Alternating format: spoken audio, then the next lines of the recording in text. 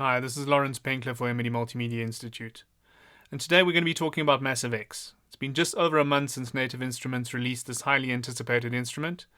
And in this tutorial we're going to be going through all of the different components of this amazing sounding synthesizer. Alright, so let's start with an overview of the user interface. At the top we have a header where we can select one of the categorized presets that comes with the instrument. We're able to save user presets using this floppy disk icon. And those presets can be located from the drop-down menu using the Show User Preset folder. The interface is resizable, and if your presets are not showing, you're able to rescan for those presets using this control. On the right-hand side, we have a master volume control, just in case the sound design gets a little bit out of control and the output of the instrument is a little bit too hot. Underneath that, we have a pitch bend control, mod wheel, and aftertouch. These are assignable to different parameters, as well as the 16 macro controls that are to the right hand side of that. The section below is the audio modules section. To the left hand side we have the global pitch control.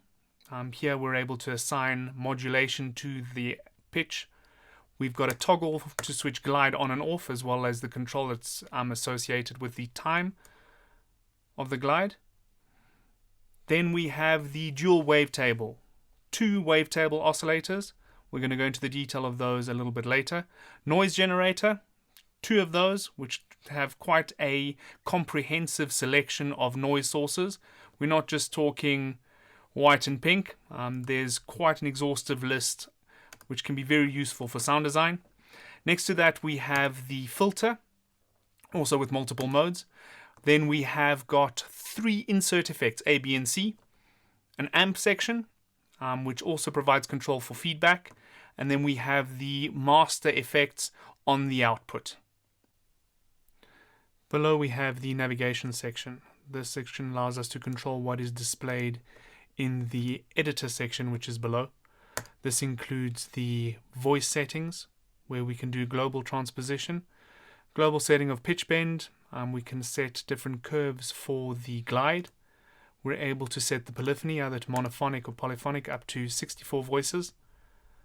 And we can determine the behavior of the engine, either in free run, which is more of an analog kind of feel, where everything is running freely and the phase relationship of different components will be somewhat random.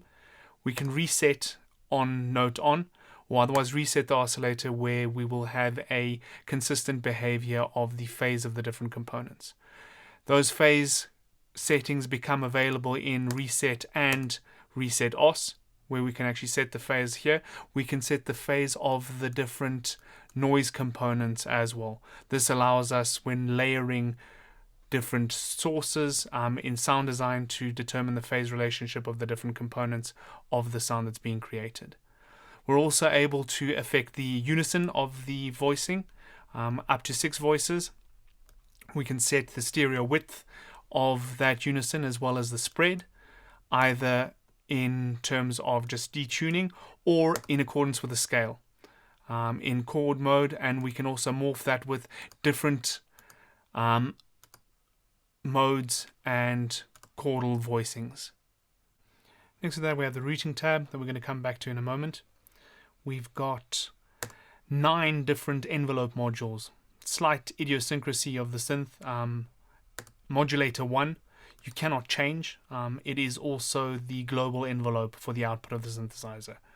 The rest of the modules are assignable to either a standard envelope with different shaping components. Unfortunately, the display doesn't update. That's a general complaint for quite a lot of people that are first opening up the synth. You'd actually think that you can actually click and drag and set it up, but that is not a possibility. We can also switch either of the modules to a exciter type envelope with different shapes, as well as different timings, as well as a switcher LFO, where we're able to switch different shapes of LFO, or a random LFO, where we've got a certain amount of randomization of the different parameters.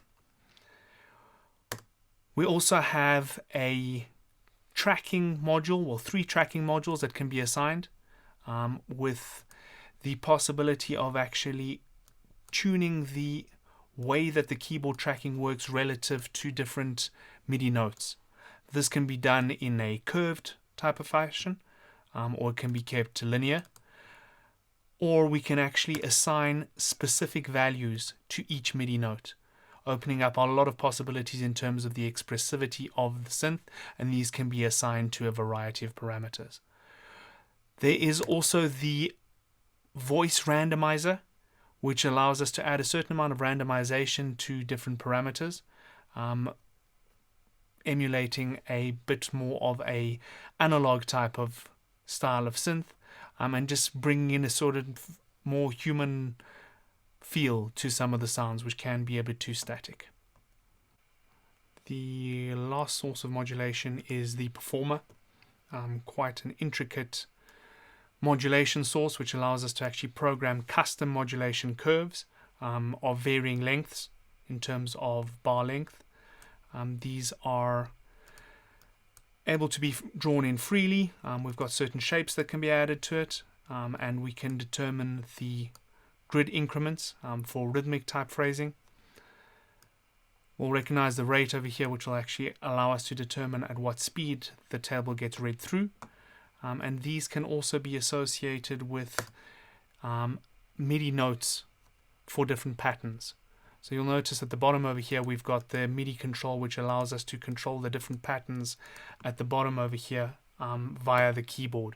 So pressing keys in the lower octave on the keyboard will allow us to actually change those different patterns that are being triggered.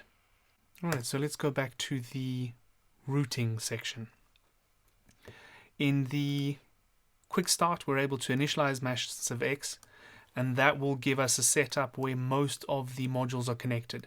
This is a unique feature, well, not necessarily unique, but it's one of the salient features of Massive X, is that we're able to actually modify the way that different components interconnect within the synthesizer.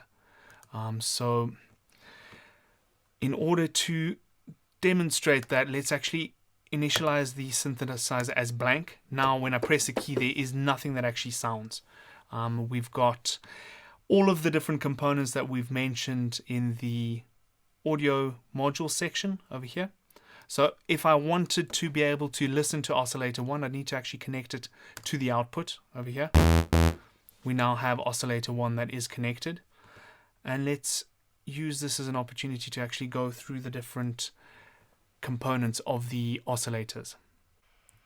Massive X features 2 main oscillators with identical controls, just mirrored to the left and right. Each of them is able to load one of 125 odd wavetables, which vary from the banana, which is a single waveform, apparently should be fed to a gorilla, and to sine saw square, which represents the full spectrum of standard waveforms. So we've got access to those as well.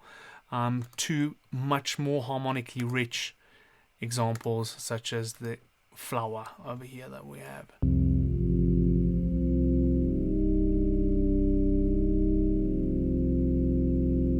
Native Instruments says that there's up to 256 different waveforms that are available per wavetable, different positions within the wavetable. Let's just go back to something a little bit more. So we've got an organ tone. Each of these can be further modified by using different modes. So in standard mode, we've got forward and backwards, so that the wavetable can be read forwards or backwards. We can change the polarity of it. And we've got bend mode, which was available in the previous incarnation of Massive, which allows us to filter the top end of it because it tends to get a little bit harsh if it's open. We've got mirror mode, which also features a bend function. So it's kind of an in-between control. We've got hard sync for hard sync type of synthesis without the need of an additional oscillator, which can be mellowed to a certain degree by using the wrap mode, where we can actually get rid of some of the harshness of the hard sync directly. We've got formant mode as well, which can be set to either neutral, forward and back, or up and down. We also have ART, which stands for Artificial Resonance Technology, which is kind of like a highly resonant bandpass filter.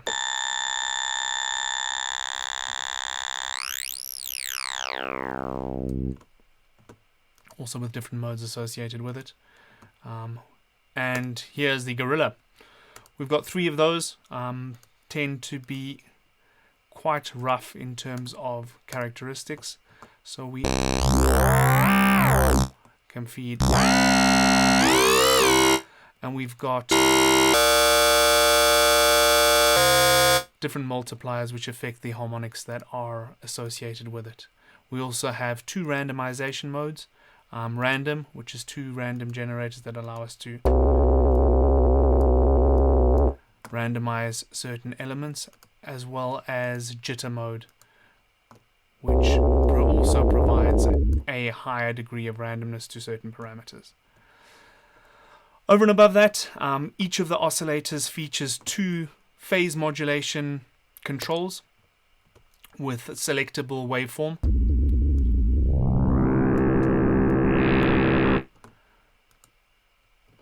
The waveforms are fairly basic, but do allow us to achieve different types of tones.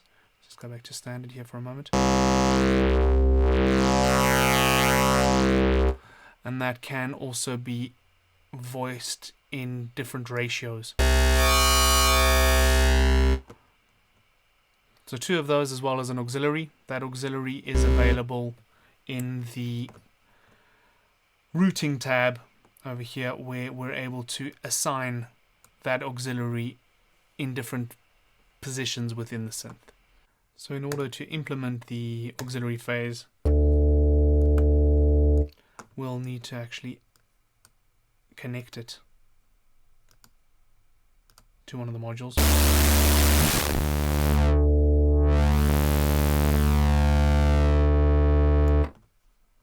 So this is essentially feeding back on itself. So we've got phase modulation of oscillator 1 to oscillator 1. Should we decide to connect it to somewhere else, we can actually use oscillator 2. Double clicking deletes connections.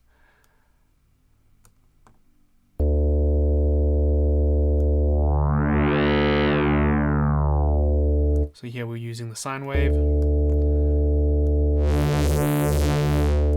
square, or saw.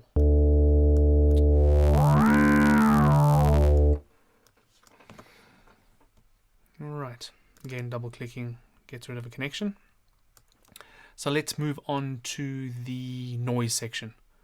In order to illustrate that, we're going to disconnect our oscillator and take noise generator 1 and connect that to the output. Massive X has 2 noise generators, each of which has an incredible variety of sound sources, ranging from the standard white and pink, red noise, to waterfalls, fire rides, low band, friction type of samples, to process sounds, environmental sounds, machines, and even other samples. These provide a variety of control signals as well as a real sonic palette for sound design. Layering underneath other things, using them to control different parameters, and each of them can be controlled via the pitch. That pitch can be modulated. The possibilities are endless. Thank you for joining me for part 1 of this introduction to Massive X. In this tutorial we've covered the overview of the user interface, had a look at some detail on the sound sources in the oscillators as well as the noise generator. Join me for part 2 where we'll have a look at the filter modules, insert effects, master effects, modulation assignation, as well as some more detail on the router.